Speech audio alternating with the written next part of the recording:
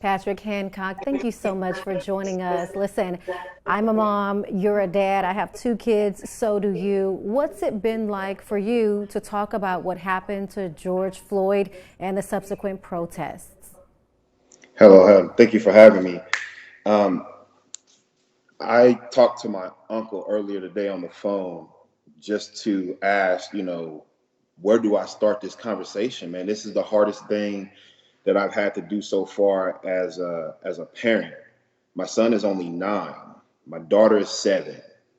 And being a 35-year-old African American male in America today, that takes on different types of challenges all in itself. And I don't even know where to start to make it make sense for me at 35. So how can I start to talk about something that's being posterized on the news outlets and on the news every single day that's starting to become normal? How do I make sense of this for a 9-year-old? And it's been beyond hard. It's beyond anything that I can describe. It's beyond anything that I can understand. And I'm finna try to sit here later today to have a conversation with a 9-year-old to make him understand. I How do get you it. do that? That we shouldn't be here today. We, I don't know. I don't want to I don't want to let my frustration overtake this interview right now, but I'm very frustrated. It's very hard. Listen, I appreciate your transparency. A lot of people are frustrated. That is a normal reaction to everything that is going on because the brain can't process how someone can leave the earth in the way that George Floyd did. That this is something that continues to happen over and over again. And it makes you question your own value and your own self worth. And you're supposed to be a role model for your kids. How can we help them make sense of it when we're just in fear that they could be next? I get that. Oh my, oh my God. You hit it on the head right there.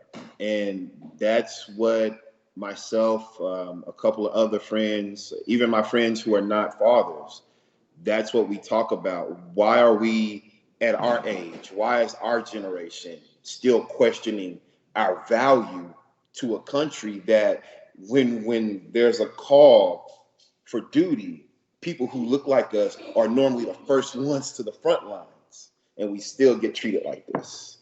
Normally, when you think of the wars we've been through in this country, or when there's been outstanding outbreaks in anything, whether that's getting us to space or whether doing the first open heart transplant on a baby, these are people who look like us.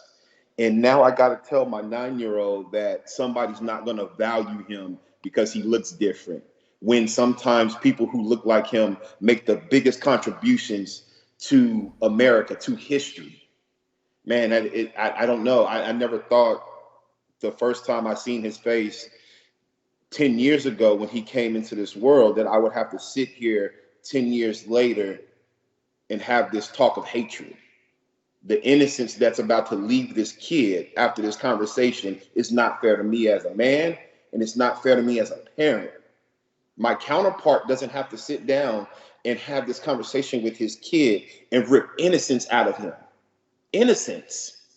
That's what I want. If you don't take nothing from this interview after we get off this Skype chat, people who are listening, Black people are now having to steal the innocence from their kids.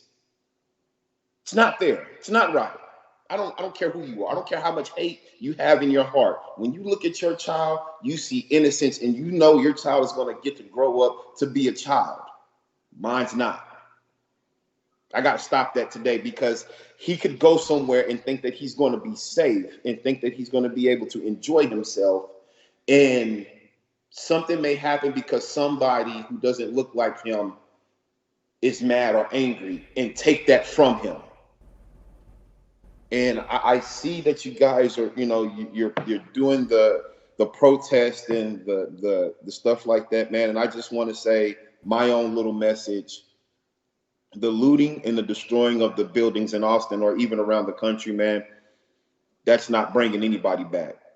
That's not doing anything to help anybody, because the only thing that's doing is giving people the opportunity to say they're just tearing it up again. I think if we want to honor Mr. Floyd, if we want to honor the Tamar Rices of the world, the Sandra Blands of the country, let's do it peaceful. We are one. We're better than that, and I think that we can get something better.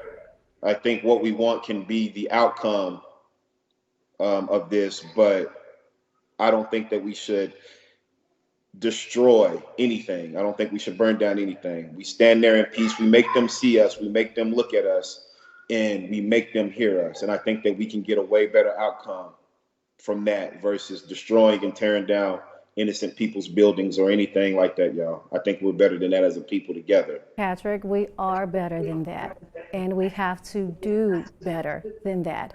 I cannot thank you enough for your raw honesty, for your passion and your compassion.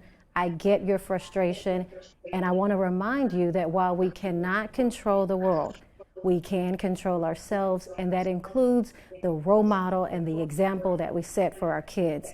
So we cannot give up, no matter how big the fight is.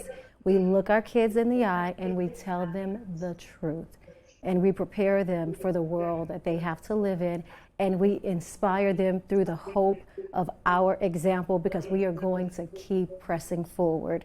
Thank you so much, Patrick, for your time and for your honesty. Thank you guys for having me on. See you later.